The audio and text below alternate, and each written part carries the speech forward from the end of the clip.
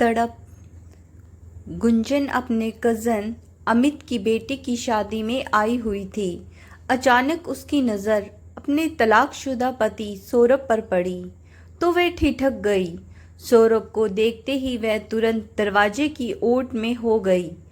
सौरभ को वह पूरे 5 वर्ष बाद देख रही थी।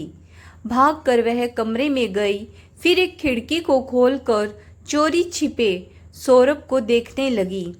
वह बिल्कुल ही थका थका सा दिख रहा था। एक कुर्सी पर बैग रखकर दूसरी कुर्सी पर बैठ गया था।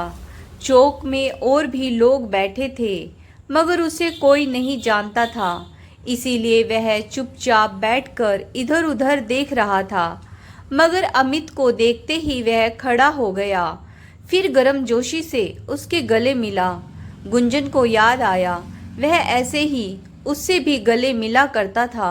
गले मिलने के बाद दाएं हाथ से पीठ थपथपाने का वही अंदाज उसके दिल में पुरानी यादें ताज़ा कर गया।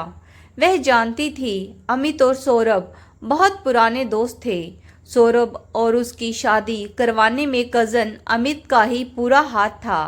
वही तो बिचौलिया था दोनों तरफ से। जब दोनों अलग हो रहे थे तब भी अमित ने बहुत कोशिश की थी कि उन दोनों का रिश्ता बचाने के लिए, मगर उसके और सौरभ के बीच झगड़े बहुत बढ़ गए। एक छत के नीचे रहना मुश्किल हो गया था। उसने खिड़की से देखा, अमित और सौरभ धीरे धीरे बातें कर रहे थे। फिर अचानक सौरभ बैग उठाकर चलने लगा। गुंजन को एक झटका सा लगा। तो क्या वह इतनी देर के लिए ही शादी में आया था? दोस्त की बेटी की शादी है, एक दिन तो रुकना ही चाहिए था ना। वह झटके से बाहर आ गई। उसने सोचा जा रहा है तो उससे 2 बातें ही कर लूं, मगर उसके बाहर आने से पहले ही सौरभ घर के बाहर निकल गया था। अमित की उस पर नज़र पड़ी तो वह तुरंत बोला, क्या हुआ गुंजन? वह अमित से 10 साल छोटी थी। अमित उसे प्यार से गुंजन कहकर ही बुलाता था। वह झेपते हुए बोली, भैया वो आदमी कौन था जो अभी आपसे बातें कर रहा था? अमित बोला, अरे उसे नहीं पहचाना क्या? 8 साल तक उसके साथ रही हो। तुम्हारा तलाकशुदा पति और मेरा दोस्त सौरभ था। इतने में एक लड़के ने आकर सूचना दी कि भाती आ गए हैं, उन्हें कहाँ ठहराएं। फिर अमित अपने ससुराल वालों की खिदमत में लग गया। गुंजन उससे पूछना चाहती थी कि सौरभ इतनी जल्दी कैसे चला गया, मगर पूछने का अवसर ही नहीं मिला। वह अनमनी सी होकर वापस घर के अंदर चली आई। वह सोच रही थी कि दोस्त की बेटी की शादी में आया है, एक रात भी नहीं रुक सकता था क्या? पता नहीं क्यों वह सौरभ के बारे में बहुत कुछ जान लेना चाहती थी। उसने दूसरी शादी की या नहीं? अगर कर ली है तो उसके बच्चे कितने हैं? बच्चे याद आते ही उसे अपने बच्चे याद आए। वह 3 बार गर्भवती हुई थी, मगर तीनों बार ही उसका गर्भपात हो गया था। 4 महीनों से ज़्यादा उसकी कोख में बच्चा ठहर ही नहीं पाता था। अगर उसके तीनों बच्चे आज जीवित होते तो कितना अच्छा होता। सोचकर उसकी आंखों से आंसू निकल आए। घर के चौक में दरी बिछाई जा रही थी। उधर भाती भात लेकर दरवाजे पर खड़े थे। सौरभ को याद आया कि उसे तो तैयार होना था, मगर सौरभ के आने के कारण उसका सारा समय सोचने में ही निकल गया। कपड़े बदलना याद ही नहीं रहा। भातियों ने बहन को चुनरी ओढ़ाई, फिर अंदर आकर दरी पर बैठ गए, जहां अमित और उसके परिवार वालों का तिलक होना था। मगर अचानक गुंजन की नज़र सौरभ पर गई। वह अमित की बगल में दरी पर बैठा था। अब वह बिल्कुल तरोताज़ा दिख रहा था। उसने आसमानी रंग का कोट पैंट पहना हुआ था। वह समझ गई अमित ने सौरभ को बाहर कहीं ठहराया है। आसमानी रंग गुंजन का पसंदीदा रंग था।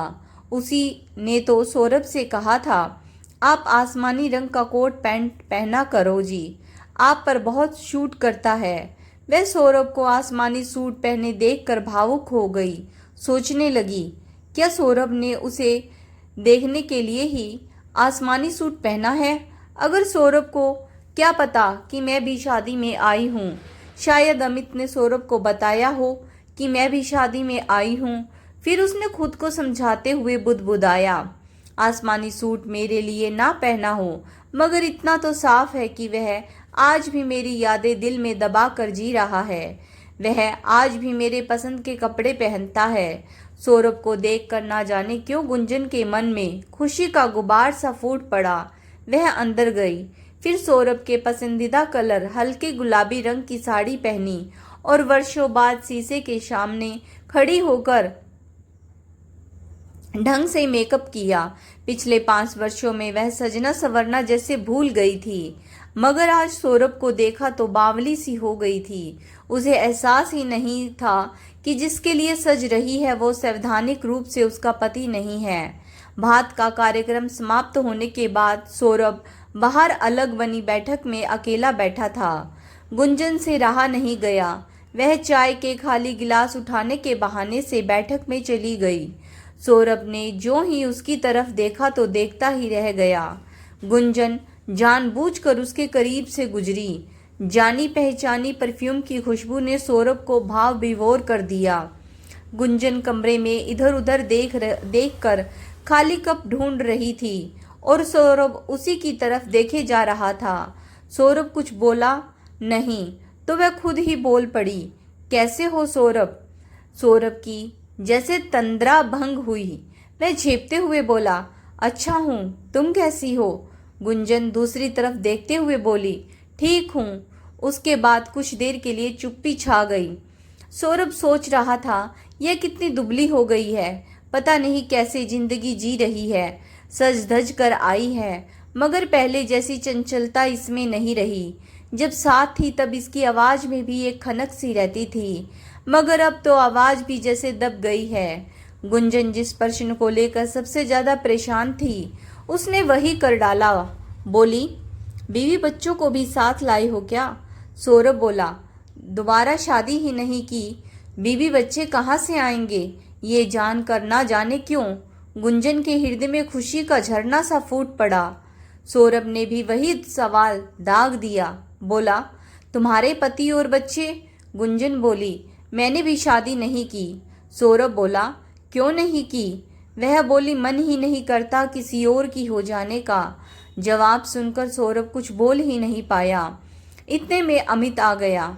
बोला, सौरभ यार, बारात आ गई है, तुम टेंट में जाकर नाश्ते पानी की व्यवस्था देख लो।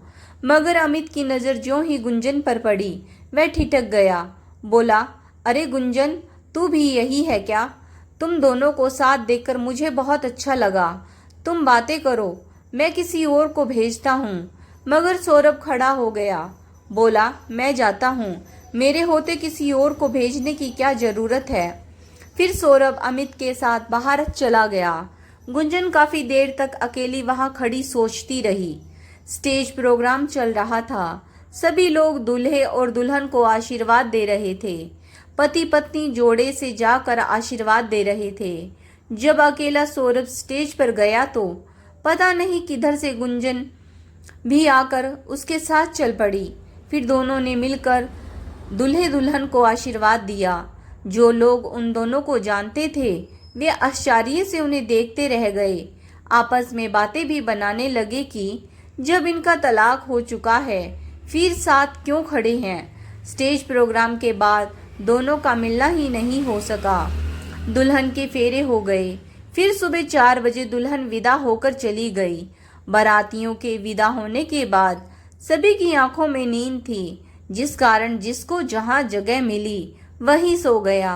मगर गुंजन की आंखों में ना जाने क्यों नींद नहीं थी। वह सौरभ की तलाश करती हुई बैठक में चली आई। इसे संयोग कहो या फिर कोशिश। सौरभ फर्श पर बिछे हुए गद्दों पर लेटा हुआ था, मगर जाग रहा था। उसके आसपास और कई लोग खर्राटे भर रहे थे, मगर वह ना जाने क्यों जाग रहा था। गुंजन भीतर आकर बोली, क्या हुआ, आप सोए नहीं? सौरभ उठकर बैठ गया। बोला, नींद नहीं आ रही। गुंजन जल्दी से उसके पास आई, फिर माथा छूते हुए बोली, तबीयत तो ठीक है ना आपकी? वर्षों बाद ललाट पर अर्धांगिनी का स्पर्श पाकर वह अधीर सा हो गया। बोला, तबीयत तो ठीक है, मगर पता नहीं क्यों नींद नहीं आ रही। वह उसके पैरों के पास बैठ गई। वह बोला, तुम भी तो जाग रही हो। वह बोली, आप तो जानते हो मैं नींद की कच्ची नहीं हूँ। दिल किया तब आपको देखने चली आई। सौरभ बोला, एक बात कहूँ? वह धड़कते दिल से बोली, क्या? सौरभ बोला, मेरी याद आती है क्या? वह असमंजस सी होकर बोली, भूली ही कब थी। और आपको? वह रोने लगा। फिर हिम्मत करके बोला, रह रह कर याद आती हो। थका हारा घर आता हूँ तो तुम्हारी आवाज़ सुनाई पड़ती है। गरम गरम रोटी खानी है तो रसोई में आ जाओ जी। जब दौड़कर रसोई में जाता हूँ तो तुम वहाँ नहीं मिलती। रात में तुम्हारी आवाज़ सुनाई देती है, अपना हाथ इधर करो जी। मुझे तकिए पर नींद नहीं आती, मगर आंखें खोल कर देखता हूँ तो तुम्हें ना पाकर बेचैन हो जाता हूँ। वह बोली, मैं रोज़ रोती हूँ आपको याद करके। तलाक हो गया है, फिर भी दरवाजे पर नज़र टिकी रहती है कि आप मुझे लेने आओगे। दिन, महीने और साल गुजर गए, मगर मैं आज भी आपकी राह तकती रहती हूँ। वह बोला, तुम मेरे साथ चल रही हो ना? गुंजन उतावली होकर बोली, अभी चलें? वह बोला, सब लोग सो रहे हैं, अगर कोई जाग जाएगा तो बातें बनाएगा। हम यहाँ से भाग चलें। वह बोली, पहले खड़े होकर गले से लग जाओ जी, सब्र नहीं हो रहा। एक हूक सी उठ रही है कलेजे के भीतर। सौरभ भी पागलों की तरह उठा और गुंजन के गले से लिपट गया। फिर वो दोनों तलाक को तनांजलि देकर सुबह होने से पहले वहाँ से भाग गए। तो दोस्तों, आज की कहानी कैसी लगी कमेंट्स करके ज़रूर बताइएगा। अगर आपको कहानी पसंद आई है, please like, share and subscribe my channel stories bye Sunita Saini. Video को देखने के लिए धन्यवाद।